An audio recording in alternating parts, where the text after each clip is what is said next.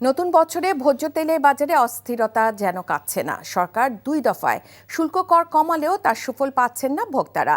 হাতে গোনা কয়েকটি প্রতিষ্ঠান ভোজ্য তেল বাজারজাত করায় বাজারে সরবরাহের ঘাটতি দেখা দিয়েছে। ফলে বেশি দামে সয়াবিন কিনতে হচ্ছে বলে অভিযোগ বিক্রেতাদের। আরাফাত ইসলামের রিপোর্ট। গত বছরের নভেম্বর থেকে অস্থির হয়ে ওঠে দেশের ভোজ্য তেলের বাজার। সরবরাহ কমিয়ে সেই সময় বাজারে কৃত্রিম সংকট তৈরি করা হয়। পরবর্তীতে ব্যবসায়ীদের দাবির প্রেক্ষিতে গত 9 ডিসেম্বর লিটারে 8 টাকা দাম বাড়ানো হয়। এরপর পরিস্থিতি কিছুটা স্বাভাবিক হলেও নতুন বছরের শুরু থেকে ফের সয়াবিন তেলের সরবরাহ কমিয়ে দেয় বিপণনকারী প্রতিষ্ঠানগুলো। 20 কার্টন চাইলে 5 কার্টন পাইবেন। 5 কার্টন দিলে আমার চাহিদা যদি থাকে 50 কার্টন, আমার 5 কার্টন তো 10 মিনিটে বিক্রি হয়ে যায়। পরবর্তীতে নাই থাকে আর কি। 2 কার্টন চাইছিলাম, উনি আমাকে 1 কার্টন তেল দিয়েছে। চাহিদা অনুযায়ী যদি আমরা তেল পাইতাম তাহলে কাস্টমার তাদের চাহিদা অনুযায়ী আমরা দিতে পারতাম।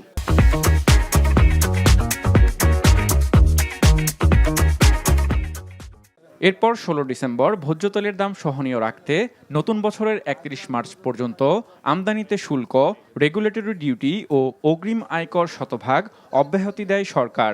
পাশাপাশি ভ্যাট 15 থেকে কমিয়ে 5% করা হয়। তবুও বাজারে বোতলজাত সয়াবিন তেলের সংকট কাটেনি।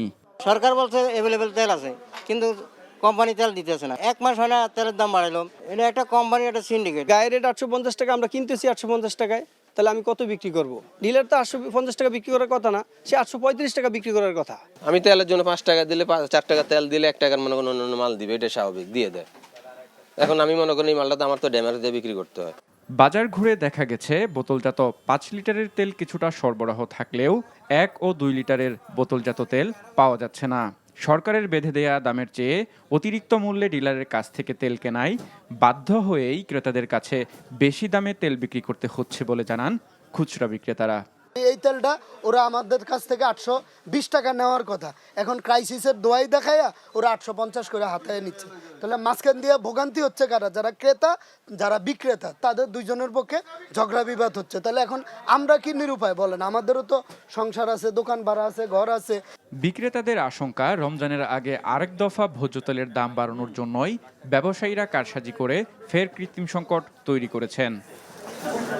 আরাফাত ইসলাম, এনটিভি নিউজ, ঢাকা।